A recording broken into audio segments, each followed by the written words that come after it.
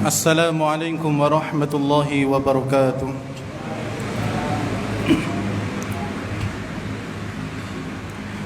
Innal hamdalillah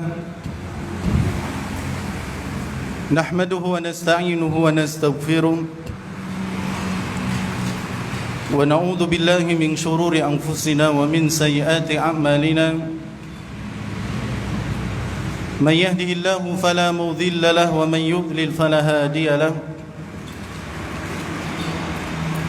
Ashhadu an la ilaha illallah wahdahu la syarika lahu wa ashhadu anna Muhammadan abduhu wa rasuluh sallallahu alaihi wa ala alihi wa ashabihi wa man sara ala nahji wa tamassaka bi sunnatihi ila yaumiddin wa sallama tasliman katsira, amma ba'du.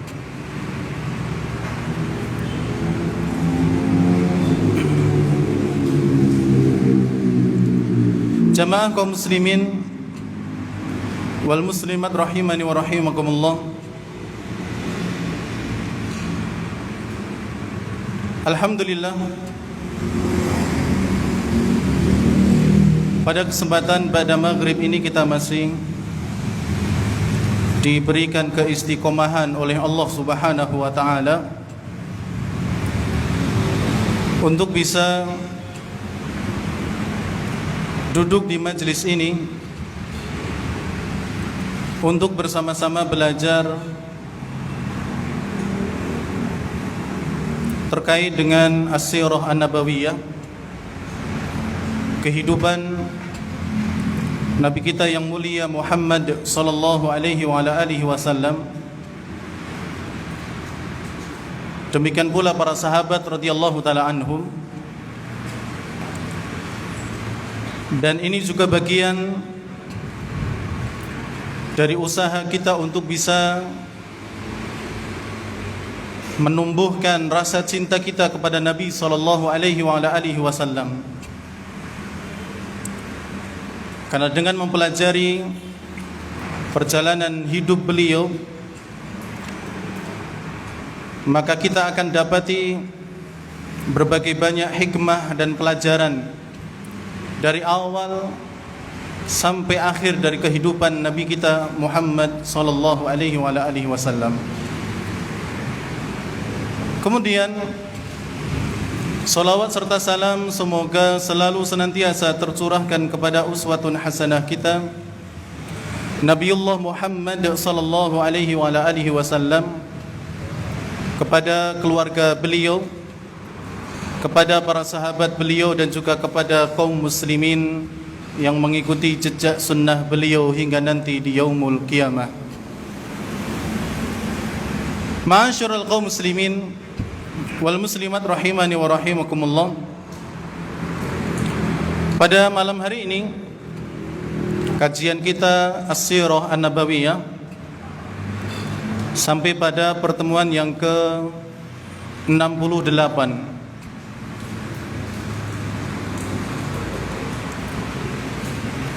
Dan tema yang akan kita ambil adalah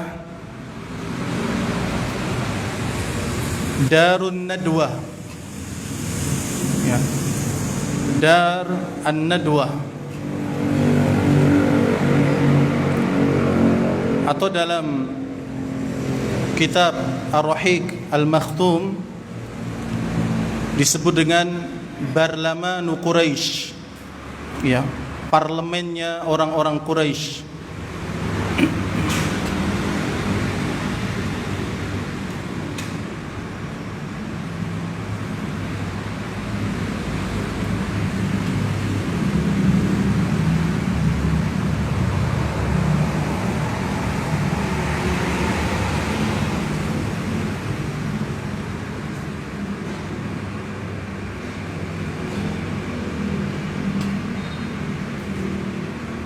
Iya. Jadi malam hari ini kita akan bersama-sama mendengarkan kisah selanjutnya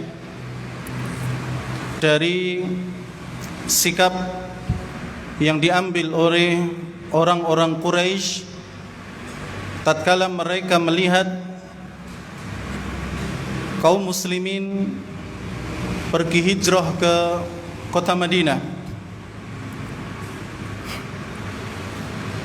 Pada kesempatan yang lalu telah kita sampaikan bagaimana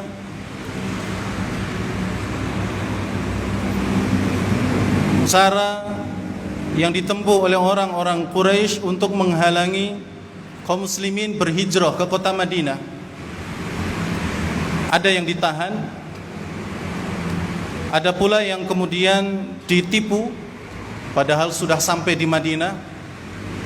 Ada pula yang kemudian ditahan hartanya. Namun ternyata apa yang dilakukan oleh orang-orang kafir Quraisy dengan menahan ataupun dengan menipu kaum muslimin yang ingin hijrah tidak menyurutkan niat dan tekad kaum muslimin untuk pergi ke Madinah. Oleh karena itu,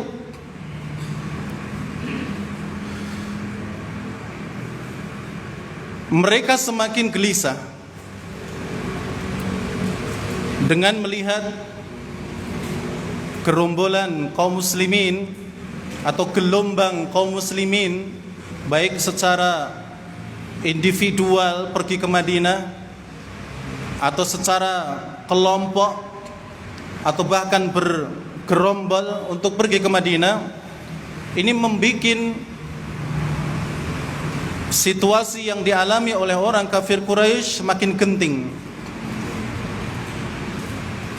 Belum lagi kalau kemudian Nabi kita Muhammad sallallahu alaihi wasallam juga ikut hijrah.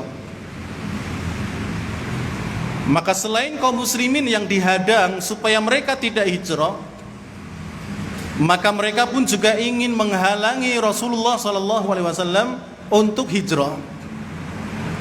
Ya, mereka khawatir kalau Nabi sallallahu alaihi wasallam di tengah-tengah mereka, maka mereka bisa menyusun kekuatan yang besar untuk kembali ke Mekah dan menyerang mereka, orang-orang Quraisy, sehingga dihalang-halangi. Ya, jangan sampai Nabi Muhammad sallallahu alaihi wasallam ikut bersama kaum muslimin ke kota Madinah. Selain itu, yang mereka khawatirkan adalah ketika Rasulullah sallallahu alaihi wasallam dan kaum muslimin berada di Madinah,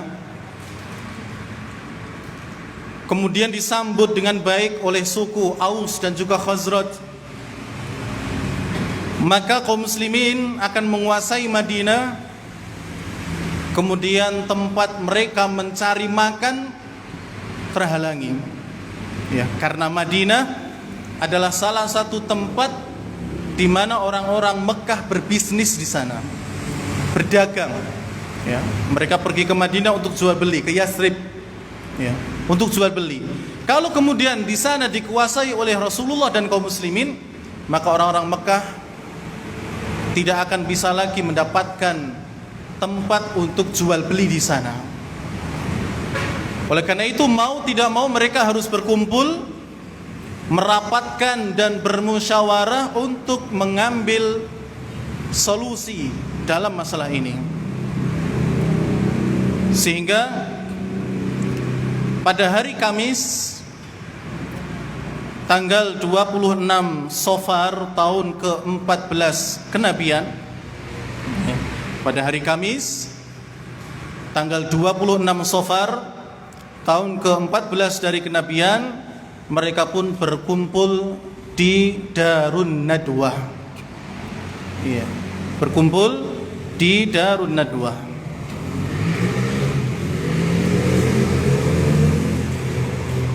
Darun Nadwah dahulu dibikin oleh Qusay bin Kilab. Kemudian jadilah bangunan tersebut sebagai tempat untuk berkumpulnya orang-orang Quraisy membahas perkara-perkara penting di sana. Termasuk mereka menganggap penting solusi dari apa yang diperbuat oleh Nabi kita Muhammad SAW dan juga kaum muslimin untuk membentengi mereka. Menurut mereka ini penting, harus dibahas. Maka mereka pun berkumpul di Dar An-Nadwah. An-Nadwah itu artinya tempat pertemuan, tempat musyawarah. Maka mereka pun apa? Berkumpul di sana. Dan Darun Nadwah ini terletak di sebelah utaranya Ka'bah. Dan disebutkan bahwa pintunya Darun Nadwah dengan pintu Ka'bah itu saling berhubungan.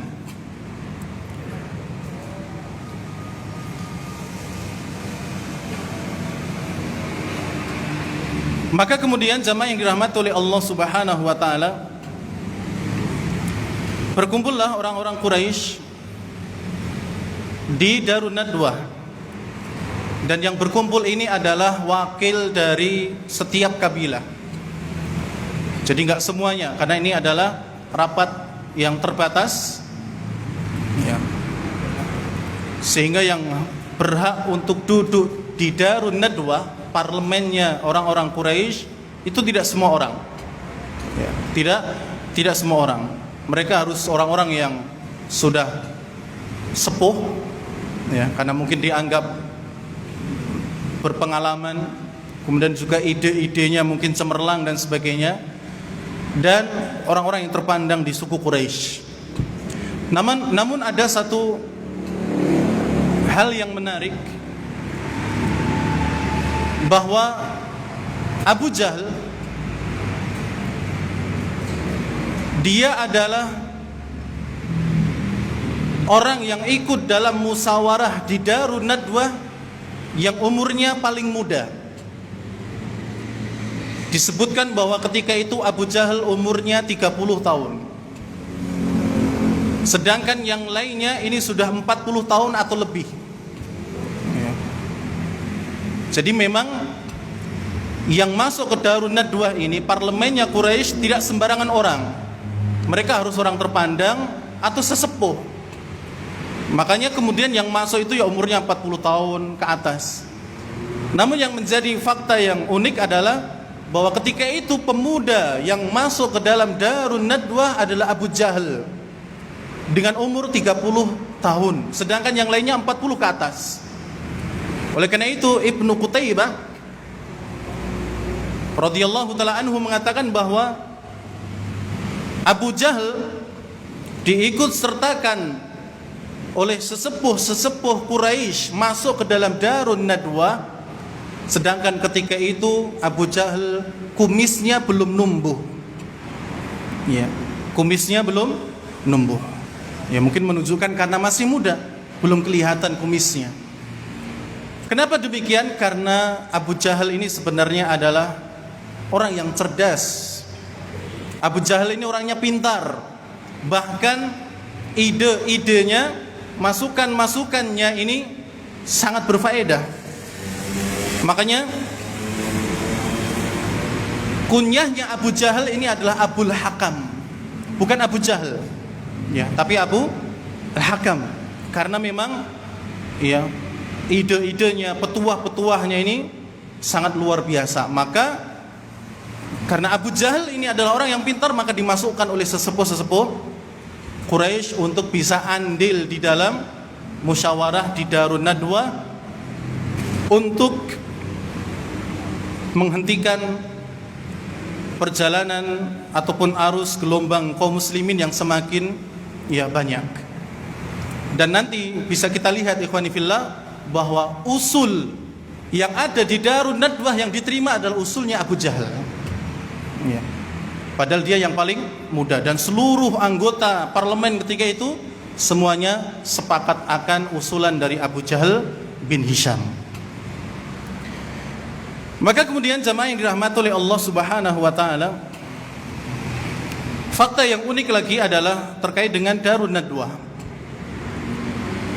Darun Nadwah ini dahulu dikuasai oleh Qusay bin Kilab. Kemudian ada seorang sahabat Nabi radhiyallahu taala anhu yang ketika itu belum masuk Islam, namanya adalah Hakim bin Hizam, yang memiliki hubungan erat dan kenal akrab dengan pembawa kunci daripada Darun Nadwah. Ya. Punya keakraban yang luar biasa. Salah satu di antara kebiasaan dua orang ini, yakni Hakim bin Hizam atau bin Huzam dan pembawa kunci Darun Nadwah, memiliki kebiasaan mabuk, teler. Dan ini nanti kisah yang membuktikan bahwa memang orang-orang yang teler seperti itu, akalnya tertutup. Ketika keduanya sedang mabuk-mabukan, maka si pembawa kunci Darun Nadwah ini mengalami mabuk yang luar biasa, tidak bisa terkendali lagi. Sedangkan Hakim bin Hizam ini masih sadarkan diri. Ketika itu terjadi obrolan. Hakim bin Hizam bertanya kepada pembawa kunci Darun Nadwah, mau enggak Darun Nadwah itu kau jual kepadaku? Lalu karena mungkin saking telernya pembawa kunci Darun Nadwah, sehingga dengan kata yang spontan saja menjawab, oke, boleh. Dengan harga berapa? Kata penunggu Darun Nadwah, dengan sekendil khomer. Ini menunjukkan apa? Bahwa memang orang yang mabuk itu stres. Bangunan luar biasa cuma dijual dengan sebotol khomer. Karena memang saking mabuknya ketika itu. Maka kemudian Hakim bin Hizam memanggil para saksi, kemudian terjadilah transaksi jual beli antara penunggu Darun Nadwah dengan Hakim bin Hizam. Yaitu yang dijual adalah Darun Nadwah, sedangkan yang dipakai untuk membeli Hakim adalah satu botol atau satu kendi khomer. Udah selesai dan sah ketika itu. Maka Darun Nadwah menjadi miliknya Hakim bin Hizam. Sampai kemudian masa ketika beliau masuk Islam, kemudian masa Abu Bakar dan seterusnya, sampai pada akhirnya sampai ke masanya Muawiyah bin Abi Sufyan radhiyallahu taala an, yang menjadi pemimpin ketika itu, dan dijual oleh Hakim bin Hizam dengan harga 100.000 dinar. Ketika beli cuma dengan sebotol khomer, tapi ketika pas menjualnya dengan harga 100.000 dinar. Kemudian beliau mengatakan, wahai Amirul Mukminin Muawiyah bin Abi Sufyan dan seluruh kaum muslimin yang ada di sini, saksikanlah sesungguhnya uang 100.000 dinar ini aku infakkan untuk kaum muslimin. Jadi Darun Nadwah ini kemudian dijual dan dibeli dengan cara yang unik seperti itu. Nah, kemudian jamaah yang dirahmati oleh Allah Subhanahu wa taala, orang-orang yang masuk ketika itu yang menjadi wakil dari kabilah-kabilah yang ada di Quraisy, di sana ada Abu Jahal, kemudian ada Jubair bin Mut'aim, kemudian ada Tu'aimah bin Adi, ada Al-Harith bin Amir, ada Syaibah, dan juga ada Utbah bin Rabi'ah, kemudian Abu Sufyan bin Harb, ada An-Nadhr bin Al-Harith, ada Abul Bukhtari bin Hisham, ada Zum'ah bin Al-Aswad, ada Hakim bin Hizam, kemudian Nubayh, kemudian ada Munabbih Ibnul Hajjaj, ada Umayyah bin Khalaf. Dan mereka adalah wakil daripada kabilah-kabilah yang ada di Quraisy untuk bermusyawarah di Darun Nadwah. Kemudian jamaah yang dirahmati oleh Allah Subhanahu wa taala, Ketika semuanya sudah berkumpul di depan pintu Darun Nadwah, maka tiba-tiba di sana ada muncul i'taradhum iblisun fi hay'ati syaikhin jalil.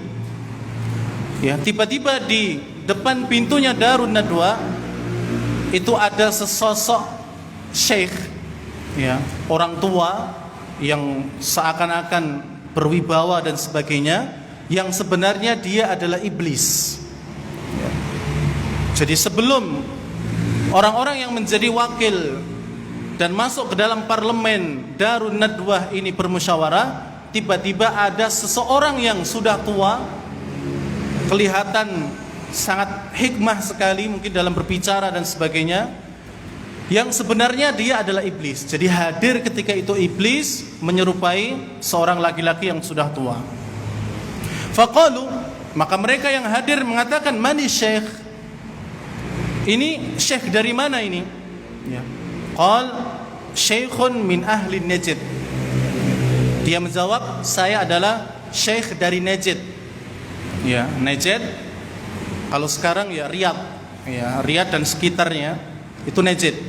Ya. Dia mengaku seorang syekh dari Najd, padahal dia sebenarnya adalah iblis yang menyamar sebagai seorang syekh tersebut. Yang dia mengaku bahwa aku mendengar bahwa kalian ingin bermusyawarah tentang ya seseorang, ya maksudnya adalah Nabi Muhammad sallallahu alaihi wasallam, dan saya meminta izin kepada kalian untuk bisa gabung dengan kalian. Siapa tahu saya bisa memberikan ra'yan wa nushan, yaitu pendapat, pikiran dan juga nasihat.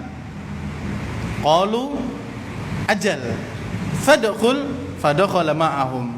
Maka kemudian mereka, wakil-wakil dari kabilah Quraisy ini pun mengizinkan si syekh yang sebenarnya iblis itu untuk ikut gabung bersama mereka. Di sini juga dapat kita ambil faedah, ikhwani fillah, bahwa terkadang iblis atau syaitan itu mengajak seseorang kepada kebaikan, terkadang ya. Tapi dengan kebaikan yang dia ajak itu bisa saja kemudian niatnya dibengkokkan, ya, tujuannya dibengkokkan kepada yang lain, ya, itu bisa jadi. Termasuk iblis ketika dia menyamar sebagai seorang syekh yang kelihatannya adalah berwibawa dan sebagainya, dengan maksud apa? Supaya dia bisa diizinkan masuk ke dalam Darun Nadwah. Makanya dia pun menyerupai dengan serupa syekh, orang yang sudah tua itu, sesepuh. Kalau masih muda mungkin gak akan diterima, karena memang yang masuk itu yang sudah sepuh-sepuh. Kemudian dia juga menawarkan, siapa tahu nanti saya di dalam itu ada pendapat atau usulan yang bisa saya berikan. Jadi ini baik, ini bagus. Tapi sebenarnya ada ya udang di balik batu.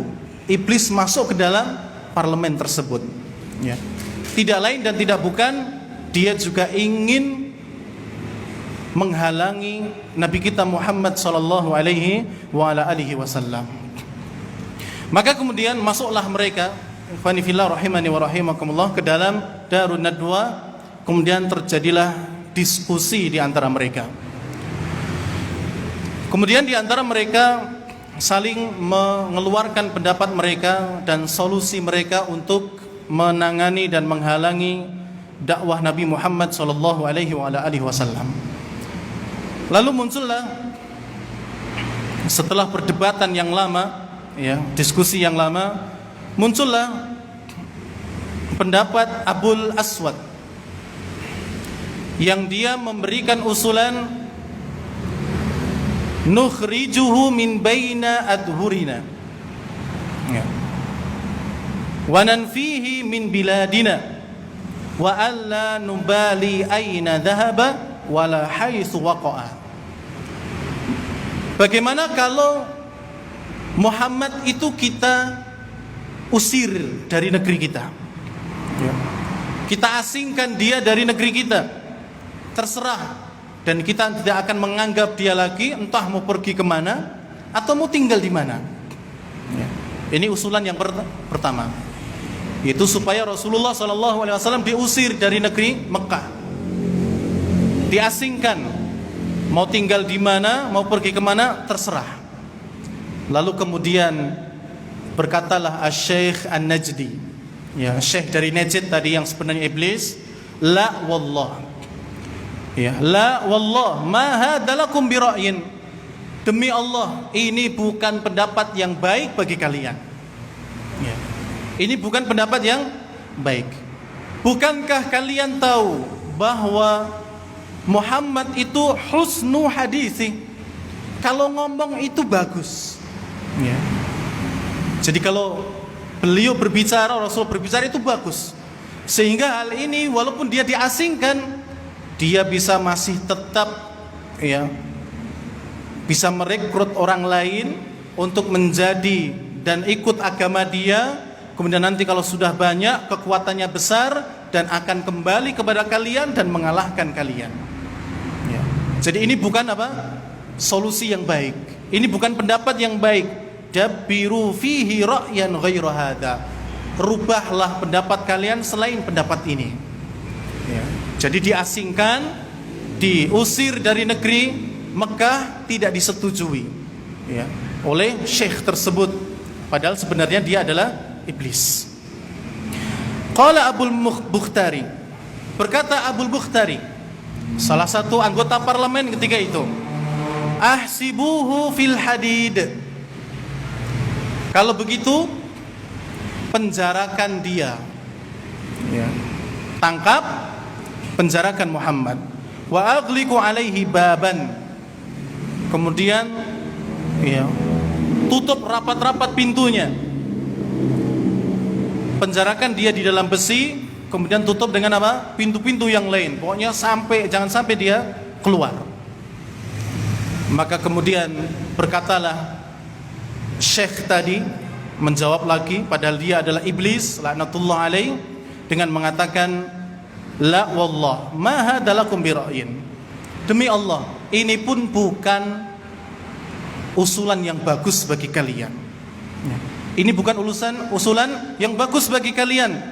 Demi Allah, sekalipun kalian penjarakan Muhammad, kama taqulun, sebagaimana yang kamu katakan, maka pasti sahabat-sahabatnya akan mendengar, kemudian mereka akan membebaskan Muhammad dari kalian, kemudian akan menang ataupun akan melawan kalian dan akan mengalahkan kalian, dan dia bisa berbangga-bangga di hadapan kalian.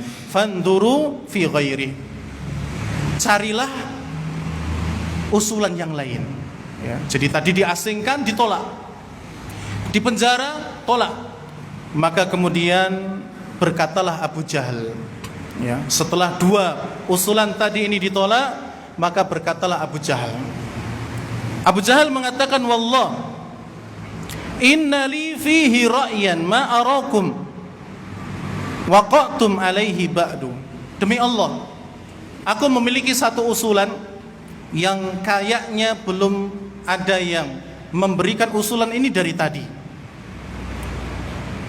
Qalu, maka anggota parlemen yang lainnya bertanya, wa ma huwa ya Abul Hakam, apa itu wahai Abul Hakam?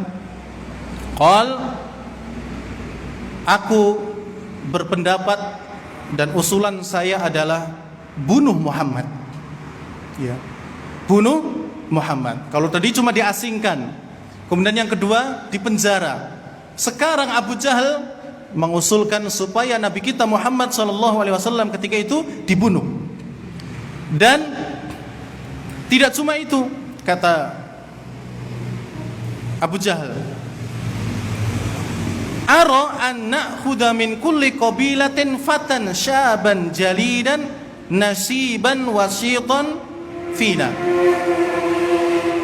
Aku berpendapat supaya setiap kabilah dari kita ambil seorang pemuda yang kuat, pemuda yang gagah, pemuda yang pintar perang dan sebagainya, satu-satu kita ambil pemuda satu-satu dari setiap kabilah. Kalau ada 17 kabilah, maka ada 17 pemuda. Kalau ada 20, 21 dan sebagainya, maka sesuai angka kabilah yang ada. Kita ambil satu dari pemuda dari kalangan mereka. Tsumma nu'ti kulla fatan minhum sayfan sarima. Kemudian setiap pemuda kita akan kasih kepada dia satu pedang yang terhunus. Ya, jadi setiap pemuda dikasih pedang. Tsumma ya'madu ilai, kemudian semuanya bareng-bareng menyerang Muhammad, fayatribuhu biha darba rajulin wahid. Kemudian mereka juga bareng-bareng memukul Muhammad sehingga tewas. Jadi membunuhnya itu apa? Barengan. Tidak cuma satu-satu, tidak, tapi semuanya mengeroyok Rasulullah, kemudian apa? Dibunuh Rasulullah dengan tangan mereka secara berbarengan. Tujuannya apa, ikhwani fillah? Saking cerdiknya Abu Jahal, tujuannya adalah kalau kabilahnya Nabi Muhammad, yaitu kabilah Abdul Manaf, ingin menuntut balas dendam, mereka tidak akan bisa menuntut darah dengan darah. Kenapa? Karena yang membunuhnya itu dari kabilah yang banyak. Kalau Abdul Manaf ingin menyerang seluruh kabilah ini nggak mungkin, karena mungkin jumlahnya kalah. Sehingga harus berpikir untuk mencari strategi. Sehingga kalau dia mau menuntut balas darah dengan darah nggak bisa, karena yang membunuh banyak. Berbeda kalau yang membunuh itu cuma dari satu kabilah, maka ini bisa dituntut, kemudian dari kabilah itu ada yang dibunuh juga. Ya. Tapi ini nggak bisa karena yang menyerang banyak dengan berbarengan. Yang cerdiknya Abu Jahal, sayangnya ya, dia orang kafir. Kemudian tujuan kedua, kalau darah dibalas darah tidak bisa, maka terpaksa mereka harus mengambil diyat, ya, denda. Dan denda kita mudah untuk mengambil dana, mengumpulkan dana, kemudian diberikan kepada keluarganya Muhammad sebagai ganti nyawanya Muhammad. Dah selesai. Ya, ini apa? Kecerdikan daripada Abu Jahal. Makanya sekalipun dia muda sendiri, belum pernah ada yang masuk ke situ kecuali sesepuh, tapi Abu Jahal bisa masuk karena memang kecerdikan Abu Jahal lah yang dipakai oleh orang kafir Quraisy. Ya, memang cerdik. Dan kemudian setelah Abu Jahal menawarkan usulan ini, maka sang syekh yang sebenarnya iblis itu mengatakan al-qaulu maqalar rajul. Nah, ini baru pendapat yang saya setuju. Jadi syekhnya ini yang sebenarnya iblis setuju dengan apa? Yang ditawarkan oleh Abu Jahal, bunuh. Kalau yang tadi diasingkan, kemudian ditangkap, kemudian dipenjara, dibantah sama syekhnya ini. Tapi ketika dibunuh baru jempol. Nah, ini baru setuju saya. Dan seluruh ya anggota parlemen ketika itu semuanya sepakat dan satu tekad bulat bahwa mereka akan mengusulkan atau mereka akan melakukan pembunuhan atas Nabi kita Muhammad sallallahu alaihi wasallam. Dan jamaah yang dirahmati oleh Allah Subhanahu wa taala, di antara faedah pula dari kisah ini adalah bahwa ternyata para petinggi-petinggi yang ada di parlemen, ya, zaman dulu juga sudah pernah ada yang mengusulkan dan saling sekongkol untuk membunuh seseorang. Ya. Padahal mereka berada di sebuah parlemen yang tinggi ketika itu. Ya. Dan ini pun dilakukan oleh orang-orang Quraisy di parlemen mereka Darun Nadwa. Mereka sepakat satu pemahaman bahwa mereka akan membunuh Nabi Muhammad sallallahu alaihi wasallam. Jamaah yang dirahmati oleh Allah Subhanahu wa taala, maka kemudian itulah akhir kesimpulan dari musyawarah yang ada di Darun Nadwa. Dan apa yang mereka sebutkan dari usulan-usulan di Darun Nadwa telah Allah Subhanahu wa taala abadikan di dalam surat Al-Anfal ayat 30. Allah Subhanahu wa taala berfirman, wa id yamkuru bikal ladina kafaru. Dan ingatlah wahai Muhammad, tatkala orang-orang kafir memikirkan kamu untuk membuat makar kepadamu, liyusbituk, untuk menangkap kamu dan memenjarakan kamu. Tadi usulnya Abul Bukhtari. Dia mengusulkan supaya ditangkap kemudian dipenjara. Au yaqtuluk, ataupun mereka ingin membunuhmu. Usulan siapa? Abu Jahal, dan itu yang disepakati akhirnya. Au yukhrijuk, ataupun mereka ingin mengasingkan kamu, ingin mengusirmu, dan itu juga usulan dari Abul Aswad. Wayam kuruna, mereka memang membuat makar. Wayam kurullah, akan tetapi ingat Allah Subhanahu wa taala juga bisa membuat makar. Wallahu khairul makirin, dan Allah Subhanahu wa taala adalah zat yang sebaik-baik zat yang dapat membalas sebuah makar. Ya. Jadi mereka sudah sepakat ketika itu, ya, yang ada di Darun Nadwa untuk membunuh Nabi kita Muhammad sallallahu alaihi wasallam. Sehingga besok mereka harus sudah apa? Atau nanti malam mereka harus sudah bisa mengeksekusi apa yang mereka rencanakan. Dan mereka sudah sepakat, kemudian mereka sudah seakan-akan ini adalah usulan yang baik. Tapi mereka lupa bahwa sebenarnya Allah Subhanahu wa taala juga memberikan balasan makar kepada mereka. Balasannya langsung tidak mutlak, ikhwan fillah. Sedikit demi sedikit, dan itu sudah merepotkan mereka. Padahal kalau ketika itu Allah musnahkan mereka, selesai. Tapi Allah bikin sedikit demi sedikit untuk menyusahkan orang-orang kafir Quraisy. Apa balasan Allah untuk Nabi Muhammad, ataupun untuk membela Nabi Muhammad atas makarnya orang-orang kafir Quraisy yang ingin membunuh beliau? Ketika itu Allah memerintahkan Jibril alaihissalam untuk datang dan menemui Nabi sallallahu alaihi wasallam untuk menghabarkan kepada beliau isi dan akhir kesimpulan dari musyawarah yang ada di Darun Nadwa. Maka datanglah malaikat Jibril kepada Rasulullah sallallahu alaihi wasallam kemudian menyampaikan apa yang disampaikan oleh Allah. Wahai Muhammad, orang-orang kafir Quraisy telah sepakat ingin membunuhmu. Kemudian mereka juga sudah sepakat dan mencari cara terbaik supaya kabilahmu tidak menuntut balas. Itu dengan syarat tadi, setiap kabilah diambil satu orang pemuda, kemudian diberikan pedang dan senjata yang lainnya, dan membunuh Nabi kita Muhammad secara bareng-bareng. Ya. Mereka sudah mengambil langkah tersebut, dan kemudian Allah Subhanahu wa taala menyuruhmu untuk kamu tidak tidur malam ini di tempat tidurmu. Ya. Nah, ini makar yang Allah balas untuk membela Nabi Muhammad SAW, tapi dia belum telak, baru sedikit, tapi sudah bikin kocar-kacir orang-orang kafir Quraisy. Jadi Rasulullah sudah tahu akhir kesimpulan dari musyawarah Darun Nadwa. Kemudian Rasulullah juga sudah tahu cara mereka ingin membunuh Rasulullah. Dan juga Rasulullah SAW sudah tahu bahwa nanti malam tidak boleh tidur di tempat tidur beliau di rumahnya. Ya. Dan selain menghabarkan tentang masalah itu, malaikat Jibril alaihissalam juga memberikan kabar kepada Nabi Muhammad SAW bahwasanya beliau diizinkan untuk hijrah. Diizinkan untuk hijrah. Kemarin sudah kita sampaikan bahwa yang hijrah yang dahulu pergi adalah kaum muslimin. Ya, mereka pergi ke Madinah dulu, sedangkan yang ada di Mekah hanya tinggal Rasulullah, kemudian Abu Bakar, kemudian Ali bin Abi Thalib, kemudian beberapa sahabat yang memang berudzur tidak bisa datang ke Madinah. Ya. Jadi tinggal sedikit di sana. Tinggal Rasulullah saja, kemudian Abu Bakar, kemudian juga Ali bin Abi Thalib dan beberapa sahabat. Tapi secara langsung bahwa Nabi kita Muhammad SAW sudah diizinkan untuk hijrah.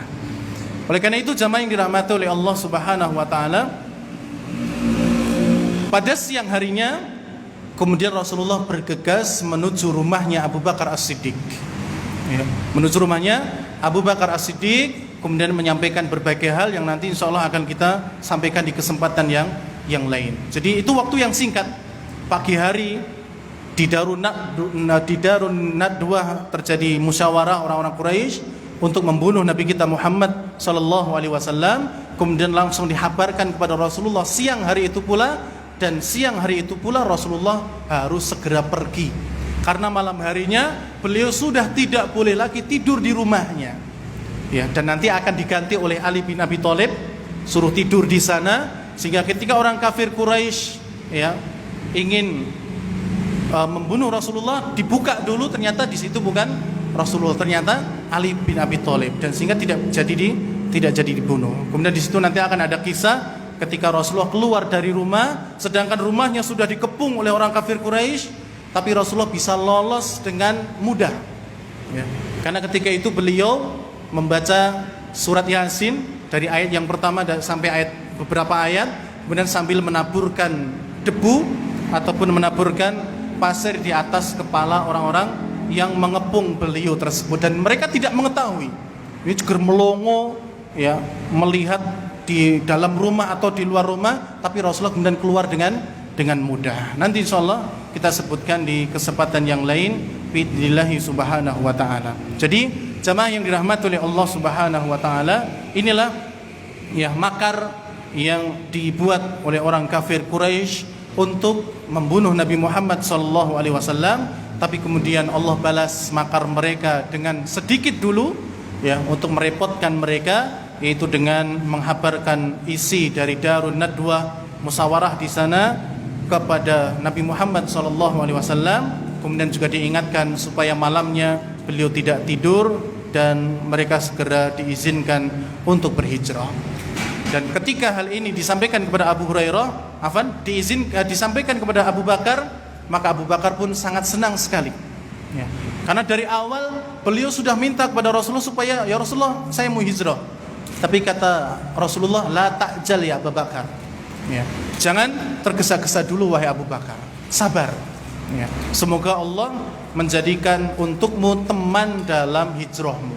Dan beliau berharap teman itu adalah Nabi Muhammad SAW, dan doa itu dan harapan itu dikabulkan oleh Allah Subhanahu wa taala. Jamaah yang dirahmati oleh Allah, mungkin ini apa yang bisa kita sampaikan pada kesempatan malam hari ini terkait dengan Darun Nadwah atau parlemennya orang-orang Quraisy ya, di mana mereka bersekongkol untuk membunuh Nabi kita Muhammad SAW. Dan insyaallah di kesempatan yang lain kita akan sampaikan bagaimana awal dari hijrahnya Nabi SAW di Madinah, insyaallah taala. Demikian, kurang lebihnya mohon maaf, kita akhiri. Subhanakallahumma rabbana wa bihamdik, asyhadu an la ilaha illa anta, astaghfiruka wa atubu ilaik. Wassalamualaikum warahmatullahi wabarakatuh.